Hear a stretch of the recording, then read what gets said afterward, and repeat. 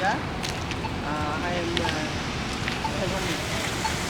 from India. And just I want to know about the indigenous people of Canada. Sure. Well, my name is Tuesday Young. My indigenous name is Ushashanakut, which means clear blue sky. Okay, you Yeah. have separate name, huh? Yeah, that's Okay. one given to me by my community. To identify that you are indigenous. It's just it's a tradition because like everyone Okay. will get Yeah. an indigenous day once they turn a certain age. Okay. Yeah. And yeah, that was from my Ojibwe one from Treaty 3 all the way in Big Grassy. And my dad is from Treaty 5, which is in Bloodvein. And they are located right on Lake Winnipeg. So 2 different provinces. And then you said you were also like from India and you are also part of caste Yes, system? in India we have a caste system actually. We have Varna system. People they think that Lord Brahma, he is the God who is the creator of the human beings, and the people who born from his head, they are the upper caste people called Brahmins. They are the priests, and born from his shoulder, these people are called Kshatriyas, and they are the noble people like. And from his thighs, people they born, they are called merchants. And the people from his foot, they born, they are called Shudras. They are the servants. And I come from Dalit background. Dalit people, and we believe that we are the people who born naturally from the mother's womb, like, okay.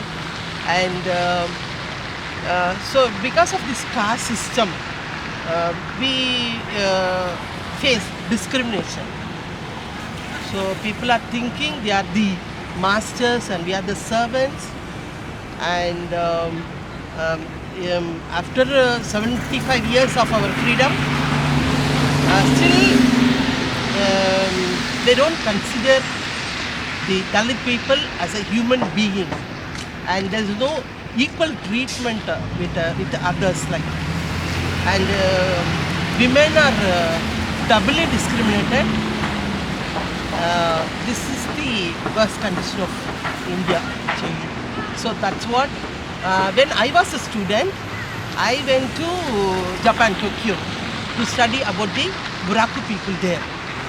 So when I come here, I was so much interested, to know about the indigenous people of Canada. That's what I meet you here.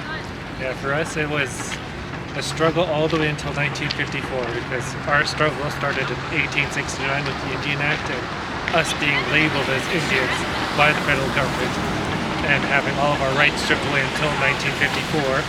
And we got those rights back because people were seeing Indigenous people going overseas and fighting in World War II, coming back, having their rights stripped of them for being Indigenous, and then asking why is it happening. And then that's when people would finally start to ask the question, okay, now it's time for Indigenous people to make a comeback because we've been suppressed for so long by the federal governments and the provincial governments and even municipal governments.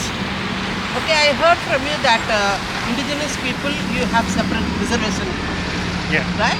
Okay. So each community has their own reservation. We registered to that band. Okay. I'm 124, which is for Big Grassy. And they register us and they know your family. They know where you are. Yeah, in the family. okay. In India, from our birth, we enter into our birth certificate which caste we belongs to. So till our death, we cannot change the caste. Well, I could switch between my bands, no problem. But you don't deal with the federal government for that. You have to go to your band and say, okay, and this person, I would like to be registered, and then I have to sign the form saying I've been a member and my parents are members. Okay. So education is compulsory to all, right? Yeah, everybody has to go to school.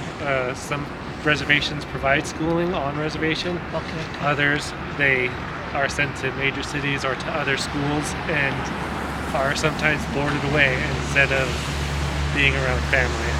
Okay, okay. In India also, in Indian constitution, which is written by Dr. Ambedkar, and it is the constitution that we have reservation. And we have reservation in education, employment and everything, okay?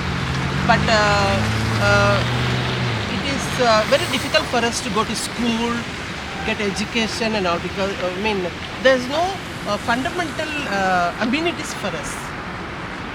So upper caste people, they live separately and we live separately, and there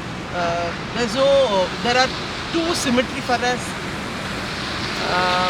no water for us to drink, like that. No, we face many problems. Education, socially, politically, economically, we are discriminated from others. But Yeah, for because this- of our education, at least people like us, we come out of our thing, and Yeah, because they're we a public enjoy. school, so everything is provided by the state, sort of thing. So either way, if you wanted to start a school on the reservation, you'd still have to meet basic requirements, sort of thing. They have to be certified teachers. They have to have running water and all that stuff to be a functional school. There in India, we face caste system and religion also. It plays a big role there.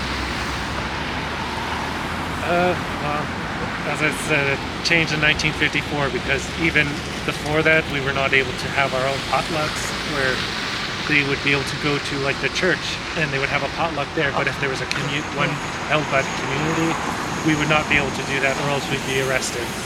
If we wanted to practice our own indigenous dancing, we would be arrested and thrown into jail for that.